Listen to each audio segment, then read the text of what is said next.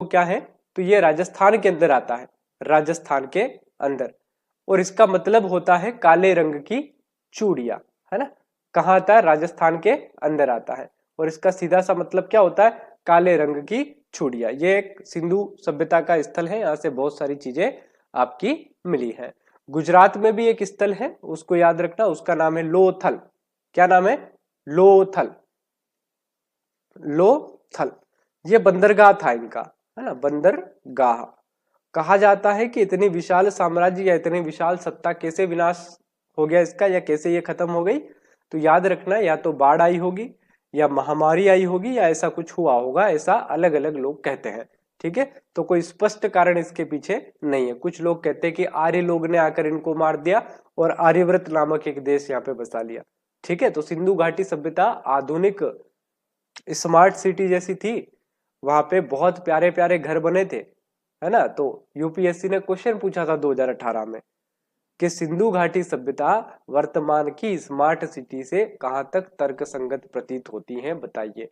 इस तरह का प्रश्न पूछा जा चुका है। ठीक है, याद रखना। आगे बढ़ते हैं सर। विनय राजपूत सर, आज टेस्ट हो जाएगा, उसके बाद कौन सी क्लास शुरू होगी।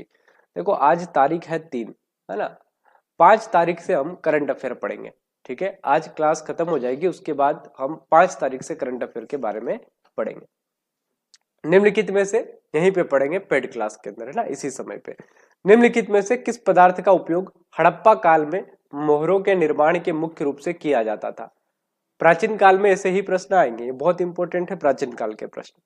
देखो प्राचीन काल पढ़ो ना, एंशियंट हिस्ट्री, तो क्या क्या पढ़ना है सुन लो ध्यान से। जब भी आप एंशियंट हिस्ट्री पढ़ो, ठीक है, एग्जाम के लिए, एसएससी के लिए, या कहीं से भी पढ़ो, सर से भी आपने पढ़ा होगा, आपको सबसे पहला पढ़ना है हड़प्पा सभ्यता, उसके बाद आपको पढ़ना है मौर्य। ये तो सर हमको भी पता है कि हड़प्पा के बाद मौर्य का पढ़ना, नहीं सर, मौर्य में भी अशोक को पढ़ना है, स्पेशली सारे काम पढ़ना है अशोक के। चंद्रगुप्त मौर्य को पूरा पढ़ना है, चंद्रगुप्त मौर्य। कौटिल्य की किताबें पढ़ना है, कौटिल्य, और बाण भट्ट की किताबें पढ़ना है। यहीं से प्रश्न आएगा, नहीं तो प्रश्न ही नहीं आएगा मौर्य काल से, समझे बात को। मौर्य काल के बाद आपको पढ़ना है गुप्ता काल, गुप्त एम्पायर। गुप्ता में भी आपको पढ़ना है समुद्रगुप्त को, समुद्रगुप्त, और आपको पढ़ना है चंद्रगुप्त द्वितीय को, जिसे आप क्या कहते हो, विक्रमादित्य। ठीक है, इनको ही पढ़ना है। I am sorry. चलिए, सेलखड़ी, कांसा, तांबा या फिर लोहा, तो भाई हड़प्पा काल के अंदर तांबे का उपयोग किया जाता था। ठीक है, आयरन, आयरन नहीं, आयरन मतलब लोहा होता, तांबा मतलब क्या, जिंक। अरे भूल गया यार मैं, तांबे को क्या बोलते हैं इंग्लिश में, कॉपर। सिंधु घाटी का मुख्य व्यवसाय क्या था, व्यापार, खाना बदोश, शिकार या फिर पशुपालन। चलिए, हाँ कॉपर, कॉपर याद रखना। क्या आएगा इसका उत्तर, पशुपालन या शिकार या व्यापार। तो सिंधु घाटी के लोगों का मुख्य काम क्या था, व्यापार करना, व्यापार करना। इनका संबंध बहुत सारे अलग अलग देशों से हुआ करता था। आप सोचिए उस टाइम की बात है जब ये लोग विदेशों से क्या करते थे, विदेशों से अपना व्यापार करते थे। सिंधु सभ्यता के घर किससे बनाए जाते थे, ईंट से, बांस से, पत्थर से या लकड़ी से। हाँ पूरे ईयर का पढ़ेंगे ना, वही तो बोल रहा हूँ, है ना, 4-5 क्लास जितनी भी लगे पूरे ईयर का करंट अफेयर पढ़ेंगे, है ना, इसलिए पढ़ लेना यार, है ना, उसमें संख्या कम नहीं होनी चाहिए। एक तो आपके बोलने पे हम करंट अफेयर पढ़ा रहे हैं, ठीक है, तो आप लोगों का ये दायित्व बनता है कि आप पढ़ें, फिर सीधी सी बात है यार। और अगर नहीं आओगे ना तो मजा मुझे नहीं आएगा फिर पढ़ाने में। ठीक है, सिंधु सभ्यता के घर किससे बनाए जाते थे, ईंट से, बांस से, पत्थर से या फिर लकड़ी से। चलिए आंसर करें फटाफट। सिंधु सभ्यता के घर किससे बनाए जाते थे, बांस से, पत्थर से या फिर लकड़ी से। आंसर करेंगे फटाफट। अगर आप ये आंसर कर रहे हो तो आप समझ जाना कि प्राचीन भारत का इतिहास आपका बिल्कुल क्लियर है। हाँ, बीएसएफ का एग्जाम, कोई भी एग्जाम हो, सारे एग्जाम में काम आएगा, है ना। चलो क्या आएगा इसका उत्तर, सिंधु घाटी सभ्यता में जो घर बनाए जाते थे वो किससे बनते थे? तो ईंट से बनते थे। काय से बनते थे? ईंट से, है ना, क्योंकि बहुत सारी ईंटों के औजार वहां से मिले हैं। हड़प्पावासी किस वस्तु के उत्पादन में सर्वप्रथम थे? बताओ भाई। मुद्राएं, कपास, कांसे के औजार, दूध व्यापार, इनमें से कोई नहीं। चेतना एक, ठीक है। सिंधु सभ्यता का पतनगर या बंदरगाह कौन सा था? कालीबंगन, लोथर, रोपड़ या मोहनजोदड़ो? चलिए, हाँ, प्रिया बुंदेला भी। चलिए हाँ, सिंधु सभ्यता का पतनगर या बंदरगाह कौन सा था? कालीबंगन, लोथर, रोपड़ या फिर मोहनजोदड़ो? हाँ, बहुत बढ़िया हिमांशु। होता है। सिंधु सभ्यता का पंतनगर या बंदरगाह कौन सा है? तो यह है लोथल। कहाँ आता है? गुजरात में आता है, ठीक है, गुजरात, याद रखना। कालीबंगन, काले रंग की चूड़िया, ये राजस्थान का है। सारे प्राचीन भारत के बहुत इंपॉर्टेंट प्रश्न है। मोहनजोदड़ो का स्थानीय नाम क्या है? जीवितों का टीला, कंकालों का टीला, मृतकों का टीला या फिर ये सभी? बहुत बढ़िया, आंसर करें फटाफट। क्या कहा जाता है इसको भाई?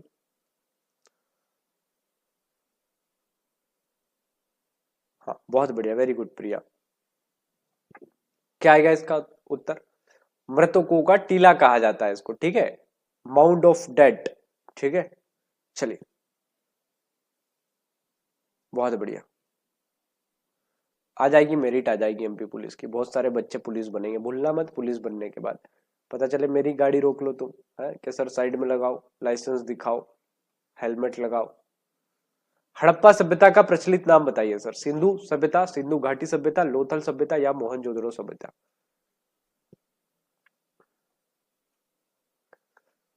Neha Srivastava, sir SSC GD में क्या आ सकता है? कैसा क्वेश्चन आ सकता है? देखो नेहा, इसीलिए हम शाम की क्लास ले रहे हैं, है ना। शाम को 5 बजे हम इसीलिए जुड़ते हैं ताकि आपको ये पता चले कि एसएससी जीडी में जीके क्या आता है, इसीलिए तो ले रहे हैं भाई। आपको कैसे पता चलेगा कि सर जीके कैसा आएगा? पुराना पेपर देख के। तो आप देखो ना, अच्छे से देखो उसको, एक क्वेश्चन को बहुत इत्मीनान से 5 मिनट तक देखो। क्लास हम ले रहे हैं रीजनिंग की, मैथ्स की, हिंदी की और जीके की, ताकि आप लोगों को ये पता चले कि पिछली बार कैसा प्रश्न आया था और अब कैसा आएगा। पैटर्न एक जैसा रहता है इनका, है ना, मतलब स्तर वही रहेगा जो पिछला था।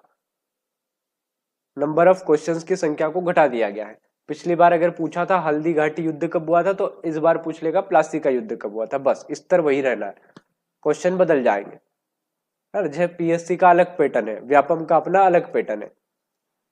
आप पीएससी का कोई भी पेपर उठा के देखो, पीएससी के क्वेश्चंस मैंने डाले हैं उस पे। हड़प्पा सभ्यता का प्रचलित नाम क्या है? सिंधु सभ्यता, सिंधु घाटी सभ्यता, लोथल सभ्यता या मोहनजोदड़ो सभ्यता? तो हड़प्पा सभ्यता का जो प्रचलित नाम है वो क्या है सर? वो है मोहनजोदड़ो सभ्यता या सिंधु घाटी सभ्यता। सिंधु घाटी सभ्यता है, ठीक है। क्या है? सिंधु घाटी सभ्यता। चलो आगे बढ़ेंगे। आर्य शब्द इंगित करता है नरजातीय समूह को, भाषाई समूह को, यावरी जन को या श्रेष्ठ वंश को? आर्य, बताओ भाई क्या होता है इसका मतलब? हाँ, हिंदी या इंग्लिश दोनों में से एक लेना होता है ना। एसएससी में ऐसा ही होता है ना, मुझे नहीं पता, लेकिन कुछ बच्चों ने मुझे बोला था या तो हिंदी ले सकते हैं या इंग्लिश। कुछ बता दो। इंगित करता है श्रेष्ठ को, है ना। देखो पहले कौन थे? हड़प्पा लोग यहाँ पे रहते थे। हड़प्पा को मार भगाया किसने? आर्य ने। आर्य के अंदर दो दो चीज आ जाएगी, एक ऋग्वेदिक काल कहलाएगा, ऋग्वेदिक, ऋग्वेदिक, और ऋग्वेद के खत्म होने के बाद क्या आ जाएगा? उत्तर वेदिक। उत्तर का मतलब होता है बाद में, उत्तर वेदिक। उत्तर वेदिक को खत्म करके क्या आ जाएगा? मौर्य। मौर्य कर रही थी कल भी। चलिए, ऋग्वेदिक युग में प्राचीनतम संस्था कौन सी थी? सभा, समिति, विदित या फिर ये सभी? ऋग्वेदिक युग की प्राचीनतम संस्था कौन सी थी? सभा, समिति, विदित या फिर ये सभी? ऋग्वेदिक युग में प्राचीनतम संस्था कौन सी थी? सभा, समिति, विदित या फिर ये सभी? ये सभी, ठीक है, याद रखना। ऋग्वेदिक काल जब स्टार्ट हुआ तो ऋग्वेदिक काल में राजा को सलाह देने के लिए कमेटी होती थी, और इन कमेटी को क्या कहते थे? सभा, समिति और विदत। ये अलग अलग 3 कमेटी होती थी। सर ने आपको पढ़ाया होगा, पढ़ाया है ना, व्यासी सर ने पढ़ाया ना जिनको हिस्ट्री, जिनको नहीं पढ़ाया कोई दिक्कत नहीं, जिनको पढ़ाया उनकी बात कर रहा हूँ, वो तो बोलो कम से कम।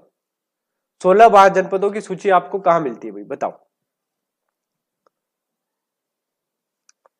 16 महाजनपदों की सूची उपलब्ध है महाभारत में, छंदोग उपनिषद में, अंगुत्तर निकाय में या संयुक्त निकाय में? चलिए सर मुझे भी अभी पता चला कमेंट बॉक्स का, वाह। क्या आएगा सर? 16 महाजनपदों की सूची कहाँ उपलब्ध है? तो एक तो भगवती सूत्र में आपको मिलेगी, है ना, भगवती सूत्र। देखो भारत के अंदर हिस्ट्री शुरू कैसे होती है, एक्चुअल में पूरा भारत है ये, इस भारत में 16 बड़े बड़े राज्य हैं ऐसा मान लो, जैसे अभी मध्य प्रदेश ये वो है। अब ये 16 राज्य आपस में मिलेंगे, यानी कि लड़ेंगे, एक दूसरे पे आक्रमण करेंगे, कूटेंगे, कूटे खाएंगे, है ना, कोई गोली चलाएगा, कोई बंदूक से वार करेगा, कोई हेलीकॉप्टर से बम फेंकेगा, हाँ मतलब रथ से लड़ेंगे। अब जो इनमें से जीतेगा वो राज करेगा देश के ऊपर, तो इसमें से एक ही महाजनपद निकल के आएगा, है ना। और आपने पढ़ा है उस महाजनपद के बारे में, मगध, और वो मगध ही हिस्ट्री शुरू करेगा धीरे धीरे धीरे धीरे भारत की। उसमें ही मौर्य काल आपको मिलेगा, उसमें ही गुप्त एम्पायर मिलेगा। तो वो मगध ही निकल कर क्या करेगा, इन छोटे छोटे सभी राज्यों पर आक्रमण करेगा और बहुत मारेगा इनको, और इनको एक दिन जीत लेगा, और जब जीत लेगा तो वो पावरफुल बन जाएगा, जब वो पावरफुल बन जाएगा तो अपनी सत्ता चलाएगा देश के अंदर। यही तो आपको पढ़ना होता है इतिहास में, क्या पढ़ना है। अब जब वो सत्ता में बैठा तो उसके सत्ता से हटने के बाद उसका बेटा, उसके हटने के बाद उसका बेटा, ऐसे चलता जाएगा क्रम। ठीक है, याद रखना, अंगुत्तर निकाय में आपको मिलता है। चलिए, हाँ स्पीड कम रहती है कमेंट्स की। निम्नलिखित में से मगध का कौन सा राजा सिकंदर महान का समकालीन था? बताओ भाई, नंदवंश, मौर्य, चंद्रगुप्त मौर्य या फिर कुषाण?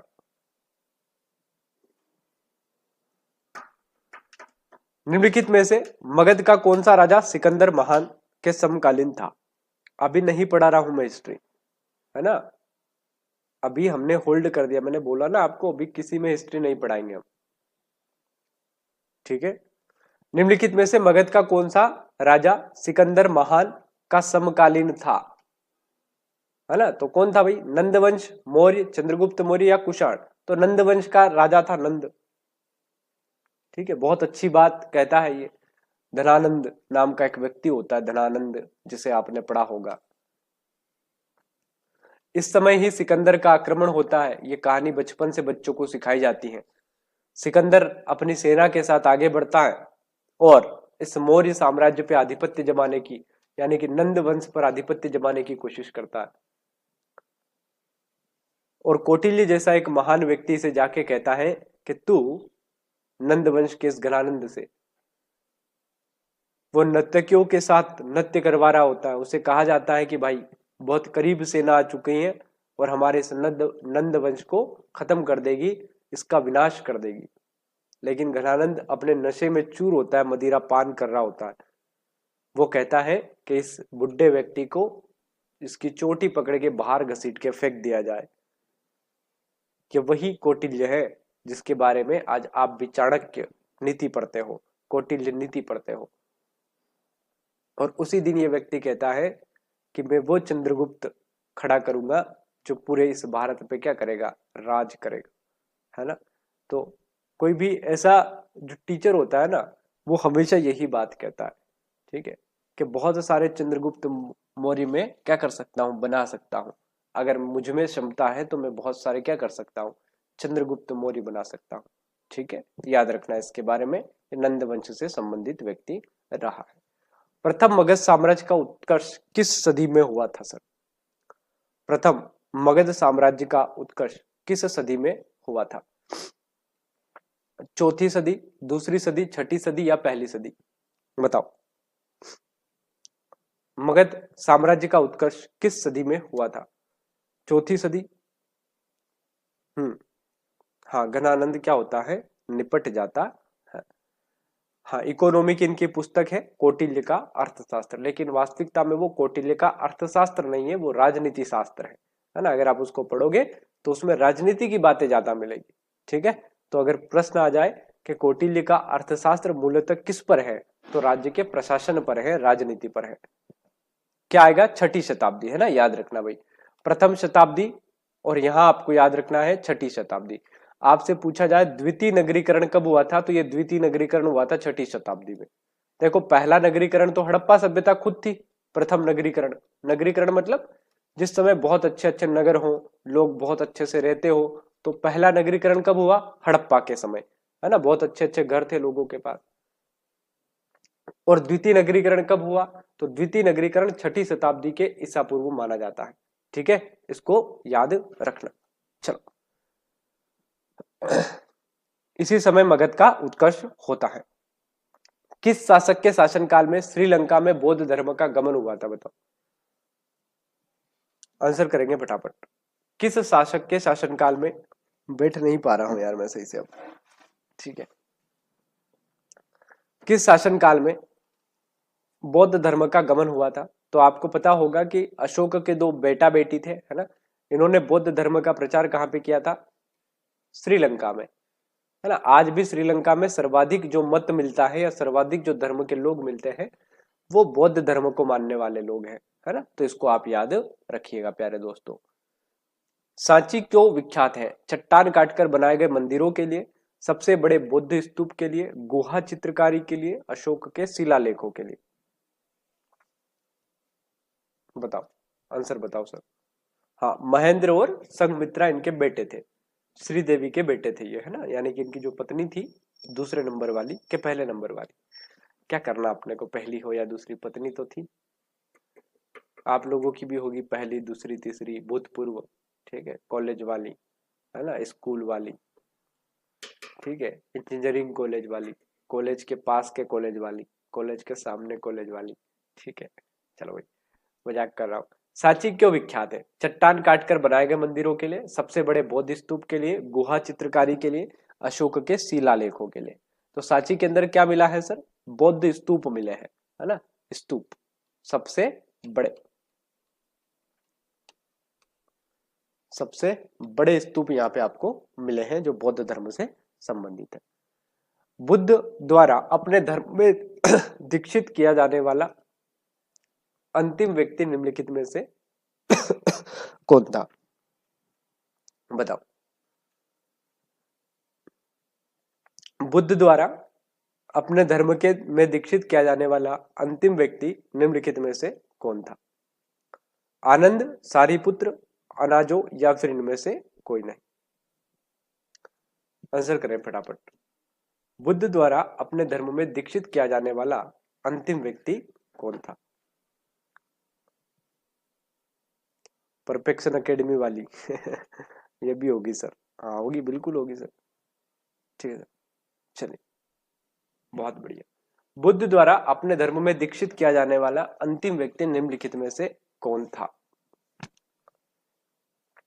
आनंद, सारिपुत्र, अनांजो या फिर इनमें से कोई नहीं, तो क्या क्या आएगा इसका आंसर, आनंद, आनंद, ठीक है, याद रखना। चलिए ये इनका शिष्य था सर, ठीक है, पहला। चलो जैनियों ने पहले तीर्थंकर कौन हुआ है, जैनियों में पहले तीर्थंकर आपको बताना है, पहले तीर्थंकर अरिष्टनेमी, अजीतनाथ, ऋषभदेव या पार्श्वनाथ, पहला पूछा क्या आखिरी पूछा, क्या पूछा है, आखिरी पूछा, अच्छा सारिपुत्र, मुझे पहला ध्यान रहा है, ठीक है, इसका सारिपुत्र कर, चलो, है ना, आखिरी पूछा ना मैंने, पहला बताया, पहला आनंद भी रहा एक, है ना, उनका शिष्य एक बहुत प्यारा आनंद रहा है, ठीक है, एक उनका जमाई भी उनका शिष्य रहा है। जैनियों के पहले तीर्थंकर कौन थे, अरिष्टनेमी, पार्श्वनाथ, अजीतनाथ या फिर ऋषभदेव, इसको है, ठीक है। चलो जैनियों के पहले तीर्थंकर कौन थे भाई, अरिष्टनेमी, हाँ, जमील था दामाद, बहुत बढ़िया, जमील कौन था, दामाद था। ऋषभदेव इनको आदिनाथ भी कहा जाता है ना, याद रखना, क्या कहा जाता है, आदिनाथ, ठीक है। पार्श्वनाथ भी महावीर, यानी कि पार्श्वनाथ भी क्या हुआ, तीर्थंकर हुआ है, तीर्थंकर। चलिए बुद्ध धर्म एवं जैन धर्म दोनों के उपदेश किसके शासनकाल में दिए गए थे, बिंबिसार, अशोक, बिंदुसार या फिर चंद्रगुप्त मौर्य, आपको नहीं देखा है ना, हमारे पास स्क्रीनशॉट है। ठीक है, नाम सहित पता है मुझे कौन है वो बंदा। ठीक है, और लड़की भी कौन है ये भी मुझे पता है ना। तो आप में से कोई करता हो तो मत किया करो।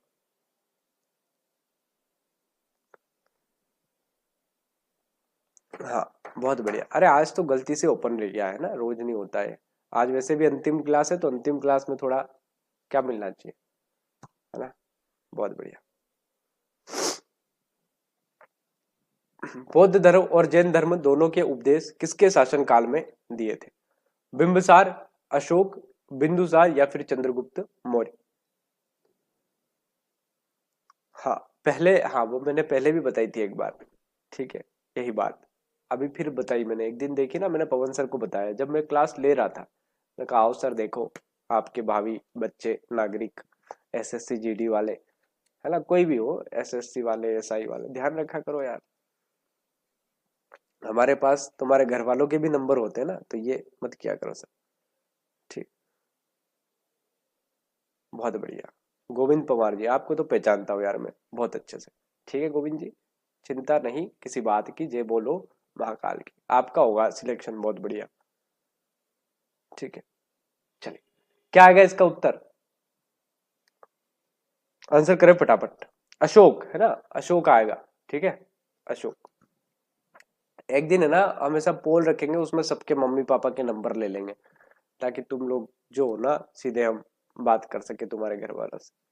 गौतम बुद्ध ने अपना प्रथम उपदेश कहाँ दिया था? बोध गया में, सारनाथ में, लुम्बिनी में? चलिए,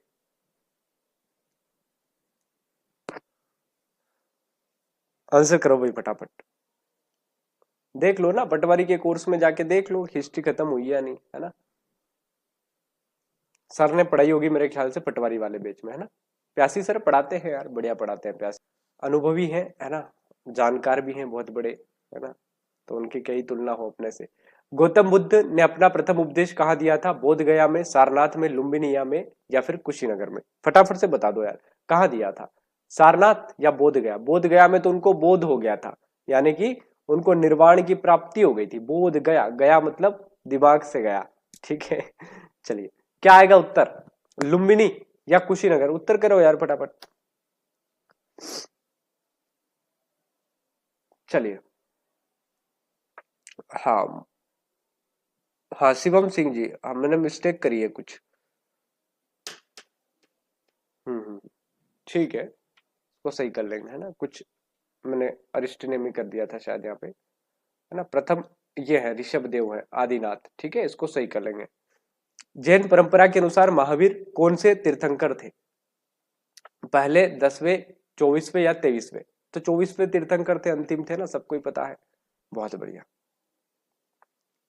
कनिष्क के शासनकाल में चतुर्थ बौद्ध संगीति किस नगर में आयोजित की गई थी? चतुर्थ बौद्ध संगीति किस नगर में आयोजित की गई थी? चलिए, ये क्वेश्चंस आप लगा लेना यार, है ना। अब मैं बैठ नहीं पा रहा हूँ यहाँ पे बिल्कुल भी। ठीक है, कुछ ही क्वेश्चन बचे हैं, आप इसको लगाइएगा, मैं इसको अपलोड करवा दूंगा, है ना। और किसी को कोई दिक्कत हो तो पूछिएगा। एसएससी का ही एग्जाम अभी आने वाला है, बाकी तो कोई एग्जाम अच्छा रहेगा, चाहे वो एसएससी के अंदर हो या बढ़िया। और सबसे बड़ी बात है, जॉब जब हो जाती है ना, तो रिश्ते बढ़िया आते हैं। ठीक है, ध्यान रखना, गांव में थोड़ी सी इज्जत भी बढ़ जाती है। ठीक है, आपके अगर रिश्ते नहीं हो रहे हो तो एसएससी निकाल लो भी। ठीक है, रिश्ते आना शुरू हो जाएंगे, कृपा आनी शुरू हो जाएगी। थर्ड आई ऑफ निर्मल विशाल बाबा। ठीक है, चलो भाई, बहुत बहुत धन्यवाद आप लोगों का, है ना। बुरा लगा हो तो आई एम सॉरी। ठीक है, और अच्छा लगा हो तो जरूर अप्लाई करें। ठीक है, बढ़िया पढ़े, शुभकामनाएं है मेरी, बहुत बहुत धन्यवाद। बाकी हम करंट अफेयर की बातें करेंगे, है ना। आज कितनी तारीख है? 5 से करेंगे ना, कल अगर होगा तो शायद ही क्लास लेंगे अपन। अगर हुआ तो ले लेंगे, आपको बता देंगे क्या करना है कैसे करना है। और अगर नहीं हुआ तो 5 से हम मिलते हैं करंट अफेयर के साथ इसी समय। ठीक है, बहुत बहुत धन्यवाद। ठीक है।